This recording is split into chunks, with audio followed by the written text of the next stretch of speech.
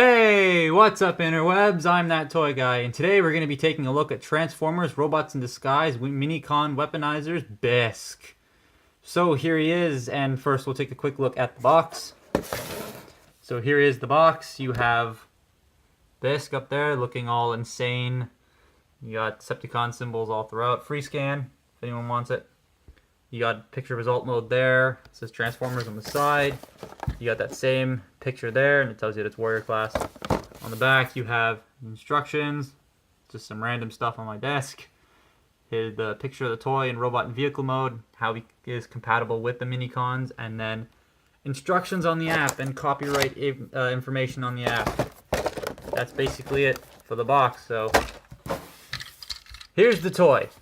Now, Bisk is okay. I will say that he's okay. He's not the best, but he's not the worst. But then again, he is still my favorite Robots in Disguise toy. My computer just turned on.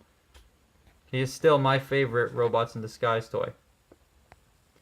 So, why does my camera keep like shifting? There we go. Taking a close look at the vehicle mode here. Not a lot going on. You can plug his guns on top there. Just thought I'd show that off. They do plug in quite securely though. And they're like just these little tiny things cast in black plastic. But you do have a nice looking front end there. You got some maroon, I guess, in there. Looks like there's supposed to be a Decepticon symbol there, but it doesn't have it. You got some black going on throughout there. You got some silver and blue. This reminds me of animated Blur's wheels with like that blue pinstriping in the middle. Surprisingly, all windshields are painted, which is rare. Then you have this little more of that burgundy maroon style color, and that's about it for paint. Underneath, you can see arms, legs, chest, free scan, if anyone wants it. I do love though how the Decepticon symbol scan is not obtrusive in the vehicle mode. Most of the time, the Autobot and Decepticon stickers stick out in the vehicle mode and it just looks ugly. But on this one, it's fine. Great. Looks really nice. So, for comparison, here he is with a Deluxe. And as you can see, he's about the same size as a Deluxe. So yeah, now I will say this.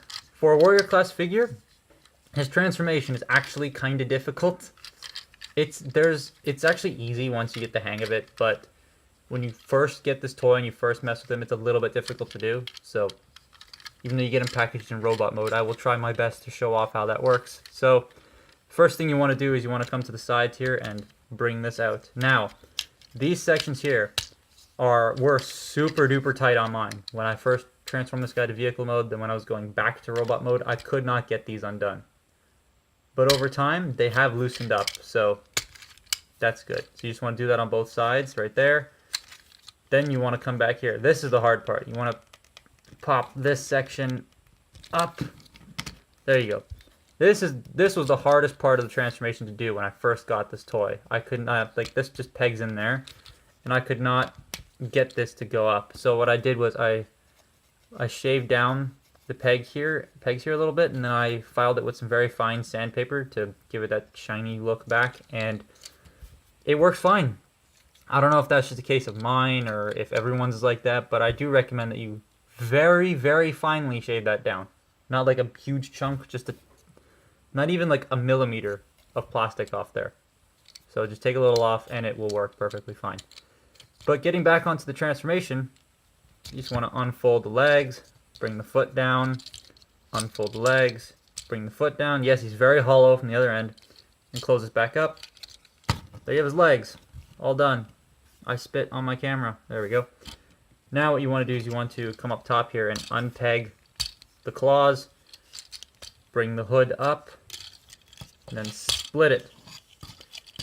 Then what you want to do is you want to bring this forward, rotate the head around, and sorry. Then you want to bring the rest of this section down, just like so. Peg that into place. Rotate these down, rotate them 180, rotate this down and 180. Bring these around to his shoulders, just like so. And there you have Bisk in his robot mode. And this is a cool looking robot mode. Very accurate to the on-screen model, I think. I find that all these RID figures look a lot like the counterparts you see on screen. And for Transformers, that has been very hard for them to do. And I do quite like how these RID figures are looking a lot like their on-screen counterparts. So, getting closer on the head sculpt. Very weird looking head sculpt. By the way, you're supposed to fold these back too. Very weird looking head sculpt. Very crustaceous. Crustaceous? I don't know how to say it.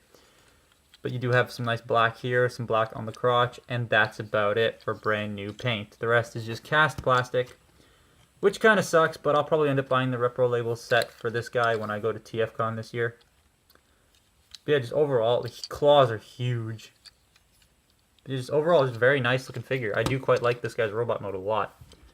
Now, for articulation, the head joint is the same as the head joint on one of these. It only rotates like that. The reason why I'm showing you this on Leonardo is because every time I try to do it on my Bisk, his head falls off. So I'm not going to touch his head. It's on a ball joint, but it just comes off very easily. And I don't like moving it, because when I move it, it just pops right off. So yeah, it works the same as the Leonardo toy I just showed you. His shoulders can rotate a full 360 degrees. They can go out about that far, and then you can use the extra joint if you want to go up. Unfortunately, if you move his arms up, they can't go out at all. Kind of like how the original Creo figures used to work. But there is a fix to that. And if you rotate the arms this way, you get the claws oriented properly. You get an elbow joint still. And then when you pull this forward, you move the arm out. So I like to leave the claws oriented this way, but the stock transformation has you orient them this way, and it gives them about 90 degrees of bend at the elbow there, and the claws can hinge. But I like to keep it like this, because then the hands are sort of more like lobster claws, where they're sticking out like that, and it gives him more of an elbow bend, so, and outward movement. But yeah, nothing at the waist. His legs can go forward, they can go back, they can go out, they're on ball joints, you do have a thigh swivel. Knees that bend all the way due to transformation, and the feet can go forward and back. So he's quite posable for an RID warrior figure, which is quite nice. And he can hold his guns, so they do still peg into the same holes you had there, and there, and there's Bisk. So for a comparison, here he is.